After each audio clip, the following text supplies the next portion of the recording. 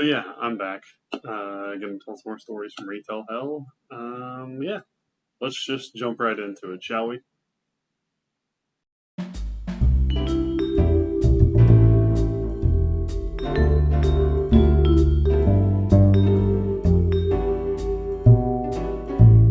What's up, guys? It is also Chris here, Friends with Benefits podcast. Talk nerdy to me.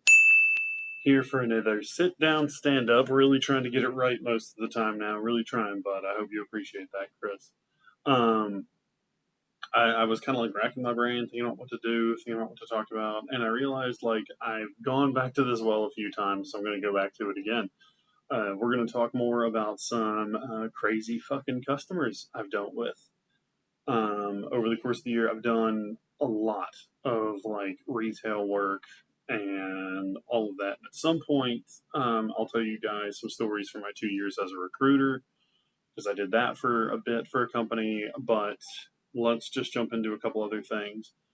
So I was a pharmacy tech for a really long time, like a really long time, and I worked for one of the big chains, and not a lot of people would realize that when the year ended and a new year started, so like January 1, December 31, like a full year, that prices could change. Formularies could change, what your insurance was going to cover could change, copays could change. So we would always like those first couple weeks were always a blast of just morons not understanding that and thinking we were the ones overcharging them. Had this dude come in, and to tell you about the area I worked in, I was working directly next to a pawn shop. So, and he was one of the pawn shop employees, and he was just always an asshole, like just always a fucking dick. So he comes through the drive-thru, he's getting his medicine, and it was name brand, so it was fairly expensive. And I was like, all right, that's $75. And he was like, what? I was like, yeah, $75, man. Like, I don't know if something changed with your insurance, but like, that's the cost on it now. And he just 0-100, like 0 seconds flat. Like, he just went from okay to just super fucking angry out of nowhere. Like, I didn't do anything to you. And so he can't grasp it. I'm explaining it to him like, hey, you might need to call your insurance company and see if your formulary change. I'm trying to like stay calm. And this dude just has it in his head that me, who was making like 10 an hour at that point, was the sole reason that his medicine caused more. So he was like, my insurance didn't change. You're charging me more. And I was like, dude, we're really not. Like, we don't have the ability to do that. Like, it just is what it is. So he's like, what if I come inside and pull you across the counter and we have a conversation about that? And at this point, I'm just done. I'm tired and like 3-4 minutes back and forth with this dude. And I go, I'm here till 5 if you want to talk, if you want to pull me across the counter. I don't really care anymore, man. Like, I didn't do anything to you. I didn't do it. And, like, I guess he expects me to back down. And he just goes, I got to go to work, but I'll see you when I get off. And I was like, see you then. He never came back. So, and then, like, we'll get in the Wayback Machine and go back to when I worked in the food court again.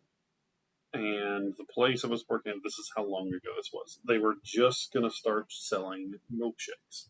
We'd never had milkshakes before. This was a brand new thing.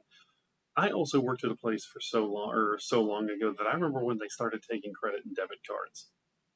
But that's neither here nor there. That's just me being old. So, it was a very simple process. Shake mix, ice cream, whatever flavor it was, mixer.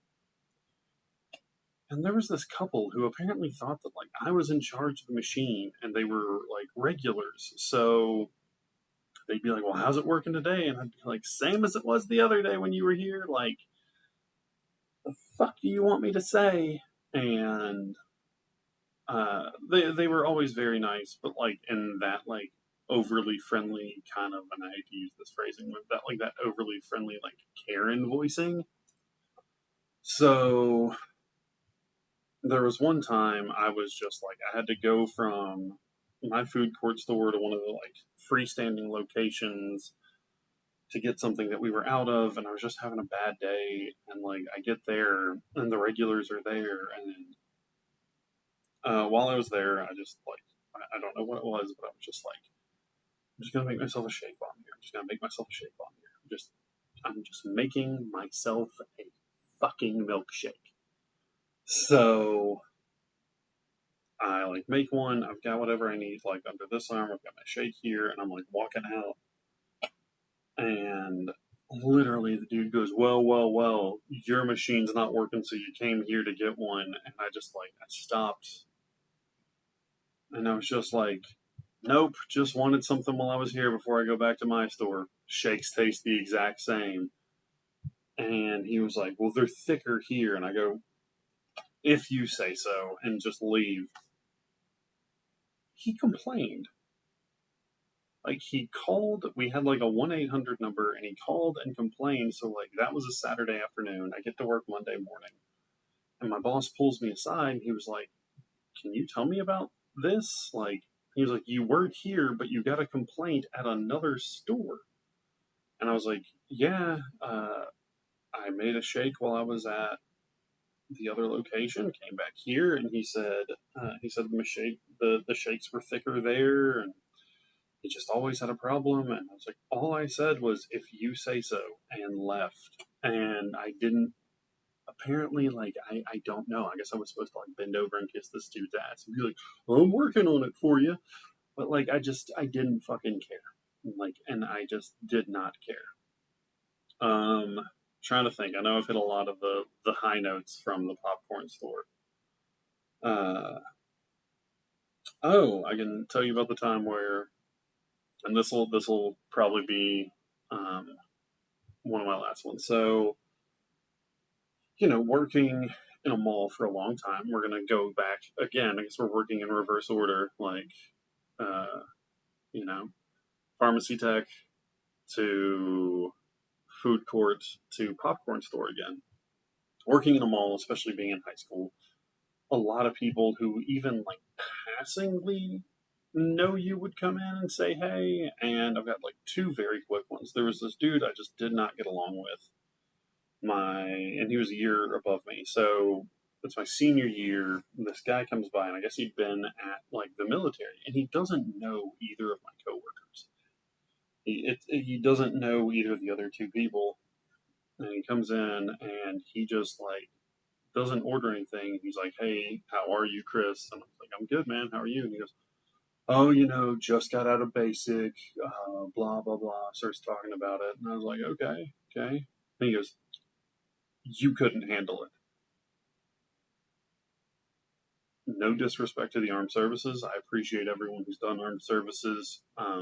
One of our former co-hosts, Julian, is an armed services member. I have nothing but love and respect for them. I don't have love and respect for this guy. And I go, military's never crossed my fucking mind. And he turns to my coworker, who he doesn't know, and goes, you could probably do it before he could. And I just stop him and I go, did you just come in here to talk shit to me?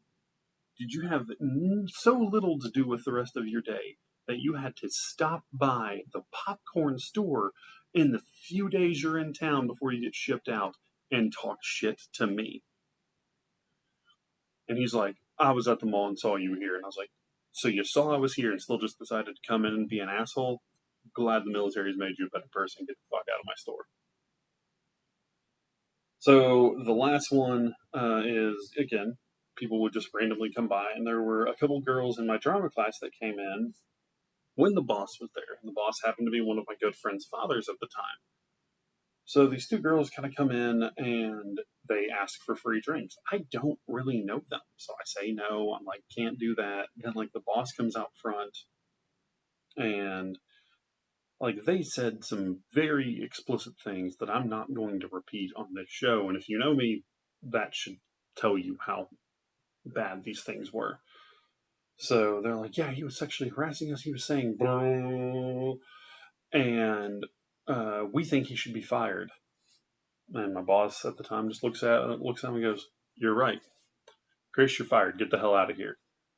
So I know he's kidding. I know it's a joke, but like I like drop my shoulders and I like walk in the back to get my jacket. And he's like, "Yeah, man, get your stuff and get out of here." And like I grab my jacket. And he's like in the back, and he's like, "So come back in like 5 minutes." And I was like, "Yep." So I come out, and again we had the like pass through like thing. So like I put that up, like toss my hoodie over the counter, and they're like, "Ha, very funny." And it's like, no, you just cost me my fucking job. Like I don't have employment anymore because you guys decided to make jokes.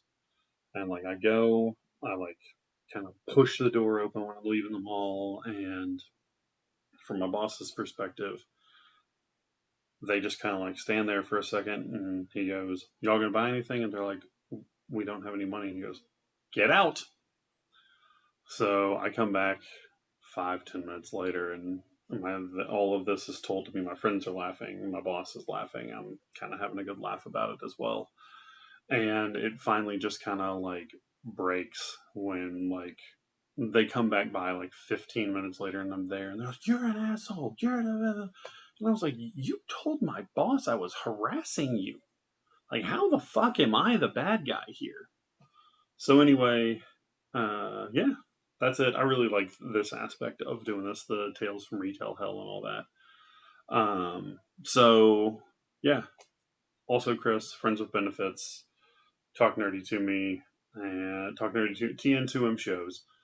Be back with you soon. Take care, be good, and thank you for being my friends.